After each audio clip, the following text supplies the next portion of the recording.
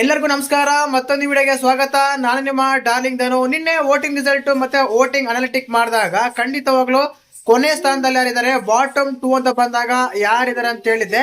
ಅವರಲ್ಲೇನೆ ಒಬ್ರು ಎಲಿಮಿನೇಟ್ ಆಗಿ big boss ಮನೆಯಿಂದ ಹೊರಗಡೆ ಬಂದಿದ್ದಾರೆ. 6th ಪ್ಲೇಸ್ ಅಲ್ಲಿ ಟಾಪ್ 6 ಇದ್ರಲ್ಲ, ಅವರಲ್ಲಿ ಒಬ್ರು ಎಲಿಮಿನೇಟ್ ಆಗಿದ್ದಾರೆ.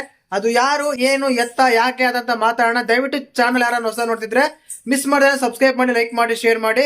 ನಿಮ್ಗೆ ಗೊತ್ತೇ ಇರುತ್ತೆ, ನಾನು ಬಾಟಮ್ 3 ಅಂತ ತಗೊಂಡಾಗ ಅಶ್ವಿನಿ ಗೌಡ, ಧನುಷ್ ಗೌಡ ಮತ್ತು ರಘು ಅವರು ಬಾಟಮ್ 3 ಅಲ್ಲಿ ಇದಾರಂತ. ಟಾಪ್ 2 ತಗೊಂಡಾಗ ಕೊನೆ ಸ್ಥಾನದಲ್ಲಿ ಬಂದ್ಬಿಟ್ಟು ನಮ್ಮ ಧನುಷ್ ಗೌಡ ಇದ್ದಾರೆ ಅಂತ ಹೇಳಿದ್ದೆ. ಅದೇ ರೀತಿಯಾಗಿ ಈಗ ಧನುಷ್ ಗೌಡ ಅವರು ಎಲಿಮಿನೇಟ್ ಆಗಿ ಬಿಗ್ ಬಾಸ್ ಮನೆಯಿಂದ ಹೊರಗಡೆ ಬಂದಿದ್ದಾರೆ ಅಂತ ಹೇಳ್ಬೋದು, 6ನೇ ಪ್ಲೇಸ್ ಅಲ್ಲಿ. ಇನ್ನು ನೆಕ್ಸ್ಟ್ ಯಾರಂತ ಕೇಳ್ತಾರ, ನೆಕ್ಸ್ಟ್ ಬಂದ್ಬಿಟ್ಟು ನಮ್ಮ ರಘು ಸರ್ ಬರ್ತಾರೆ.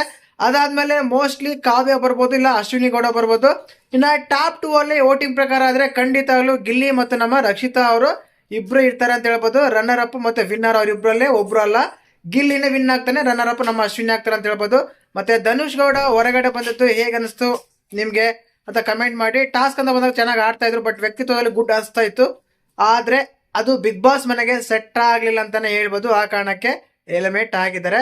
ಆಗಬಹುದಾದಲ್ಲ, ಆಗಿದ್ದಾರೆ. ಇದು ಪಕ್ಕ ನ್ಯೂಸ್ ಅಂತಾನೆ ಹೇಳ್ಬೋದು. ಗಾಳಿ ಸುದ್ದಿ ಬರ್ತಾ ಇದೆ, ಅದು ನ್ಯೂಸ್ ಕೂಡ ಪಕ್ಕ ಆಗಿರುತ್ತೆ ಖಂಡಿತವಾಗ್ಲು ಅನ್ಕೊಳ್ಳಿ. 5ನೇ ಪ್ಲೇಸ್ ಅಲ್ಲಿ ರಘು ಬರ್ತಾರೆ ಖಂಡಿತವಾಗ್ಲು. ವಿಡಿಯೋ ಲೈಕ್ ಮಾಡಿ, ಶೇರ್ ಮಾಡಿ, ಸಬ್ಸ್ಕ್ರೈಬ್ ಮಾಡಿ. ಜೈ ಹಿಂದ್, ಜೈ ಕರ್ನಾಟಕ ಮಾತು.